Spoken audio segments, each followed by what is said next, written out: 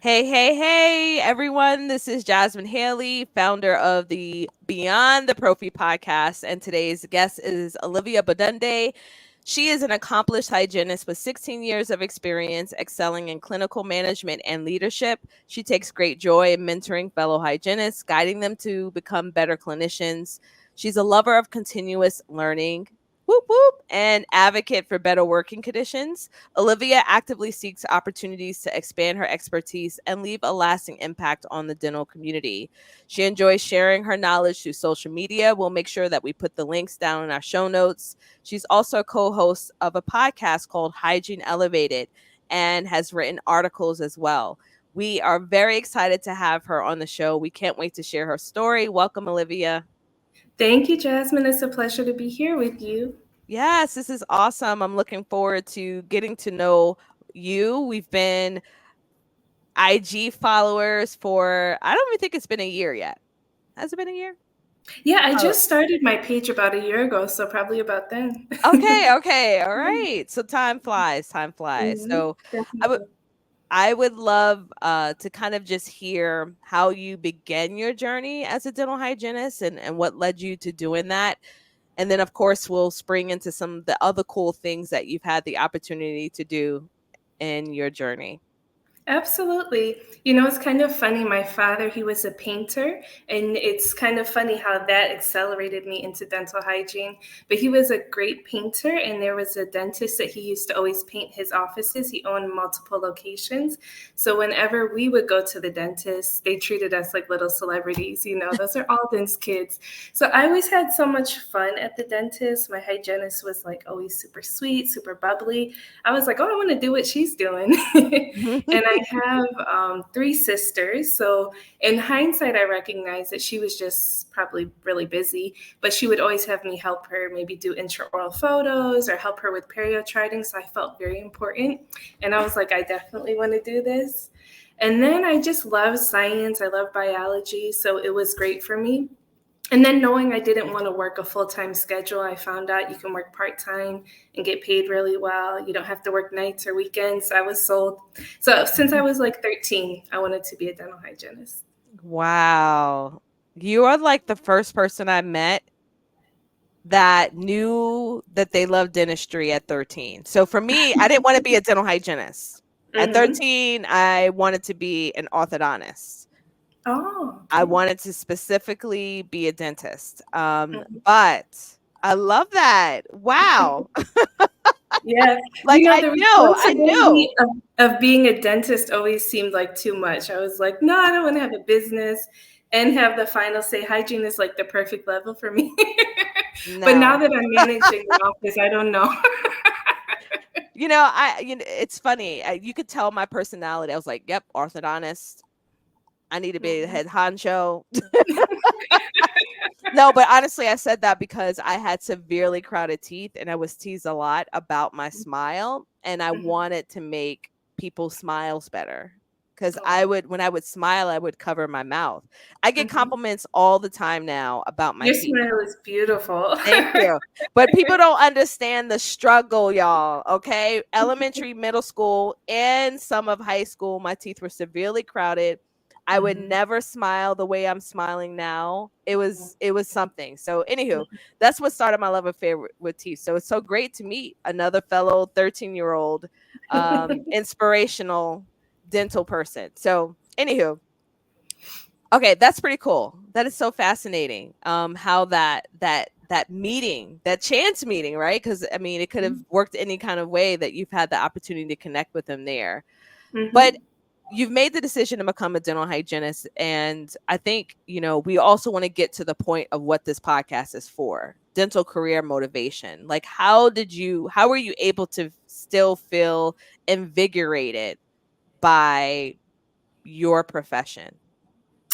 Oh, I love dental hygiene. It's so exciting to be able to help people be healthier. Hmm. So to me, that never gets boring. Even though I've transitioned outside of clinical care, it's not because I disliked it. I love being with my patients. And I really enjoy connecting with them as individuals. I really like staying at an office for years so that you get to see them throughout different phases of life and see them grow. So for me, it was never boring, especially because I engage in quality CE courses. I don't get stagnant in my clinical care. So if there's new research, if there's new products, I'm going to try it. And having that diversity and variety always helped me a lot. And then I also think I enjoyed working in different offices. Many times throughout my career, I worked part-time in 2 offices. So I would have the variety of different teams, different setups, working in perio, working pediatrics, general dentistry. So that diversity also helped me stay engaged and interested. Absolutely. So when you say like alternative forms of work, like what does that mean for you? What has that meant for you? Can you give us a little bit more of like what you're specifically doing that's alternative to the clinical care as a dental Okay. hygienist? So the office that I currently work at, I've been there 8 years. And so when I was initially brought into that office, they wanted to develop a periodontal protocol. So I came in and there were other hygienists there who had been working there for years, and I was trying to do my thing. They were kind of doing their thing. And we had a new manager come in who came from like DSO, and she's like, Olivia, you're not in a position to make any change. You know, as a co-hygienist, you don't really have the authority to influence change the way you want to. We need to get you in a position to do that. So I was like, okay, no problem. But these hygienists, they were more mature than me. They had been practicing for years. So she really empowered me to just take the position and take the platform. So I became the lead hygienist, and I started just conducting like staff meetings. And a lot of times I would just invite in reps, or we would review articles. That way it didn't feel like it was coming from me, but they were learning from someone else, but still influencing change. But throughout the years, that position just grew because I would see different things that needed to happen around the office. So I would just volunteer myself and say, hey, I see this needs to be done. Do you want me to take over ordering? Do you want me to take over calculating our production, calculating bonuses, different things like that? Do you want me to get this product rep in and get us trained? So throughout the years, I started with maybe having 1 hour a week of admin time, and now it's my full-time position. So that's been really cool to have it grow throughout the years. And it's also been nice because I took some HR training through our HR platform, which helped me with my leadership skills. And I also attended RDH Evolution last year, which was another great springboard for me to do some things outside of my current employer on my own. Absolutely. So what I'm hearing, which is what we've heard before, is really taking the initiative and being willing to learn, sometimes volunteer our time. Were there any shifts that you needed to make within yourself to feel that you were worthy of pursuing more? Absolutely. And I think the HR courses that I took really helped me to feel empowered that, you know, in order to be a leader, you don't have to be the oldest person in the room. You don't have to be the most experienced in the room. You just have to do the right thing. And when you do the right thing and you treat people well, it works. And so that was very helpful. And then I really appreciated going to the RDH Evolution Conference last year because the vendors that were there at the event really emphasized, you know, you guys are the people that we want to work with. You guys are the experts. And just meeting and talking to different people doing different things, I saw, hey, they're just like me. They're doing it. Why shouldn't I do it as well?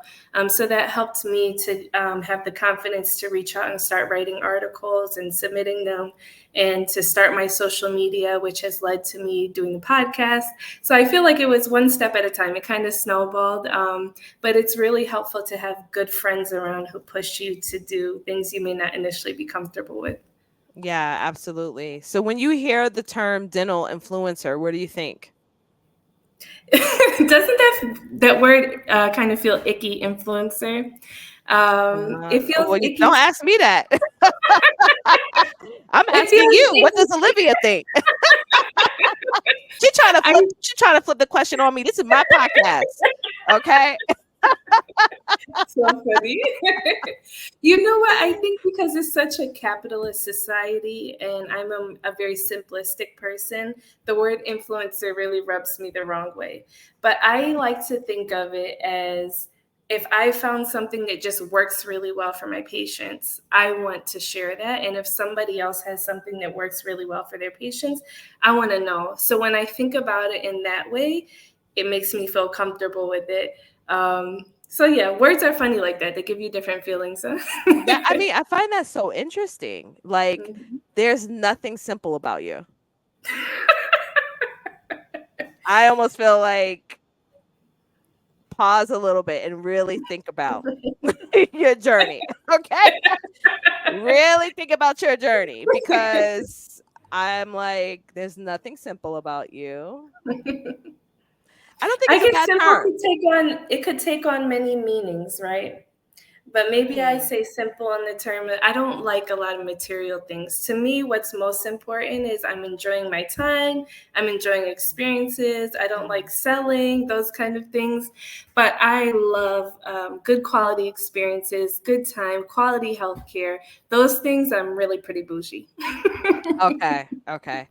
I it's interesting. It's interesting. It's interesting to hear your definition, but also to think about some terms that really rub not just yourself, but like so many others the wrong way. Where I see you as a dental influencer, like what you're doing is influencing change, Hmm. whether it be for your patient's life, the community's life that you're serving, whether it be for the podcast that you're interviewing folks, and if you happen to make money while doing that, it's money is necessary in order for things to continue to carry on. It's like there's a part that I think that prevents others from sharing their voice because they feel that there's ick around doing the work that we do. So I do appreciate you sharing your honest thoughts about that, but also sharing like here's the beautiful side of it.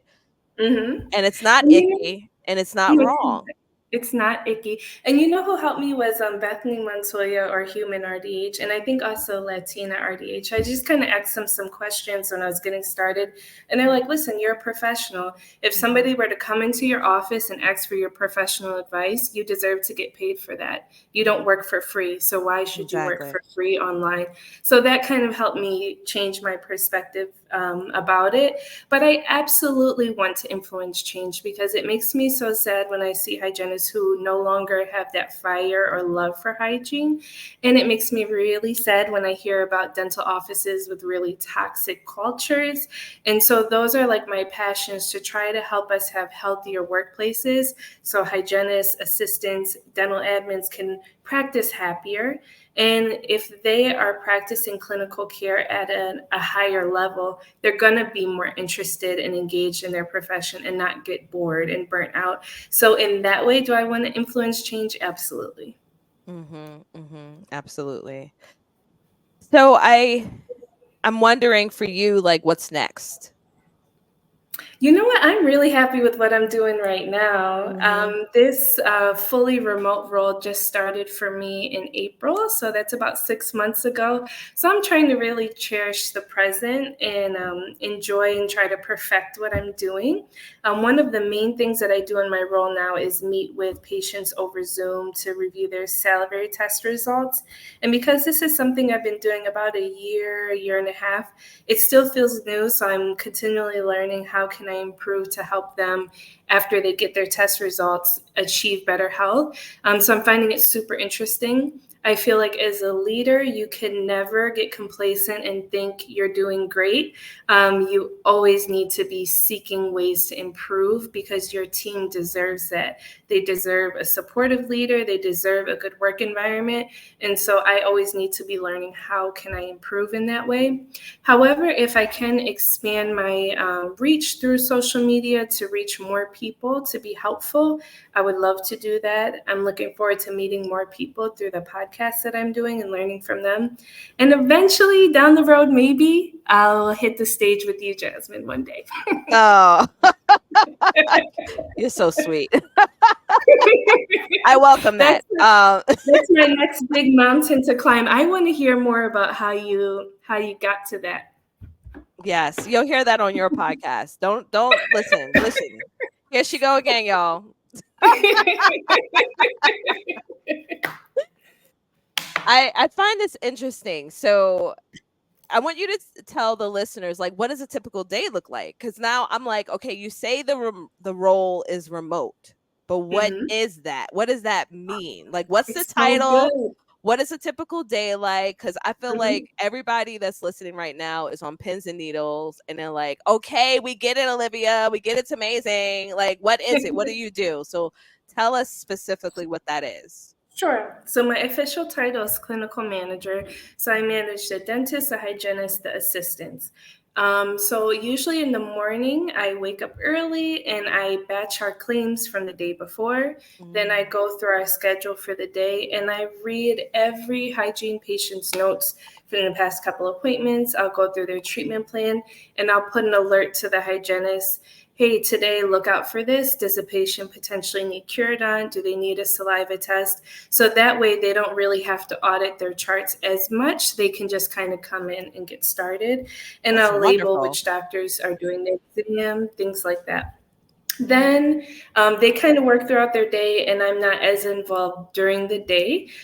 During the day, I may be doing things more like checking to see who needs to renew their license. I take trainings myself.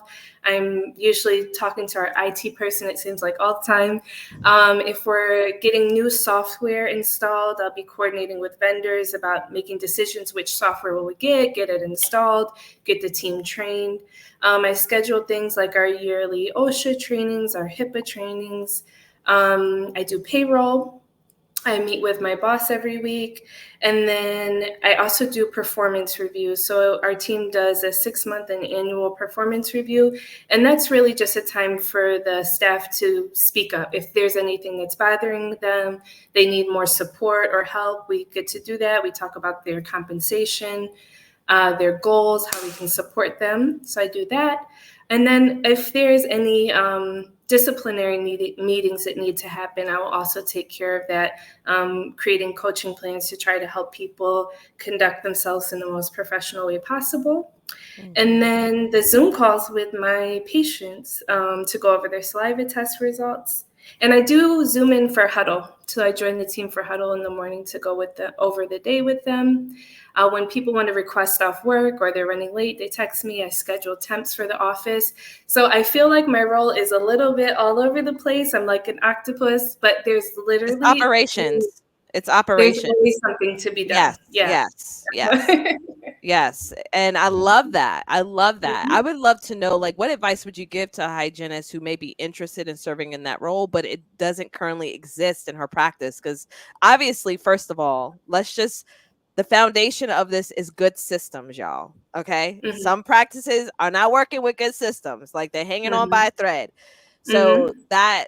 that is a story for another day. But if there are systems available that can be refined, that we can build stronger dental hygiene protocols, things of that nature, and you're ready to take a leadership role like this, what would you say they should consider? Like, how would they introduce this to the dentist? I would love to know, like, what your thoughts are around that. Yeah. First of all, number one is, are you a good employee? Are you somebody who shows up to work on time, who has a good attitude? Are you following the standard of care? If those basic things are not happening, I would not recommend that you do that. But if you are like role model employee and you have a good relationship with your doctor, I would recommend having a conversation with them. I would not try to do it in an office where you don't enjoy working with the doctor, because it's going to bring you much more intimate with them. You're going to have a lot of hard conversations and you want it to be with somebody who you can communicate well. So after Mm. you have that, I would just ask to meet with the doctor and say, hey, I've noticed that we need this in our office more. I know you're super busy and you want to focus on patient care. I would love to take care of that. How would you feel about me taking over that responsibility? And see what they say. And if they say no, you can say, what do you think I should improve in order for you to trust me to do that? And I think having like good conversations ahead of time, asking, are you happy with my work performance? Is there anything you think I can do better to perform as an employee? That way you already know how they feel about you. They already know how you feel about your work ethic. So it's not, you have better chance of success if you already have those good conversations. And I would say start little by little. I wouldn't say try to jump into this big thing, because it's a big transition. It's much different than clinical hygiene care. And there's pros and cons to it as well. But I think it's beautiful to have somebody with clinical experience in a role like that, because I think many of us have worked for managers with no clinical experience, and they tell you, Exactly. oh yeah, just do that. And you're like, I don't have time for that. Exactly. Exactly.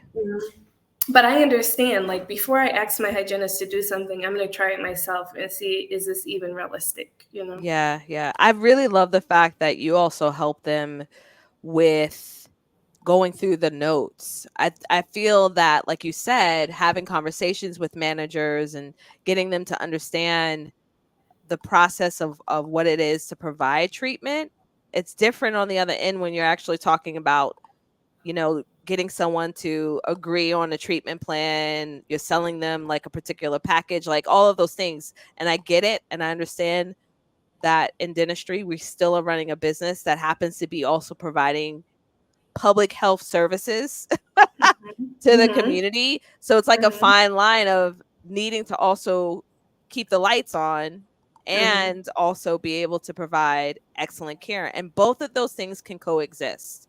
Mm-hmm. It's just a matter Absolutely. of having the right people in the right roles who are Mm-hmm. willing to work and collaborate together. Mm-hmm.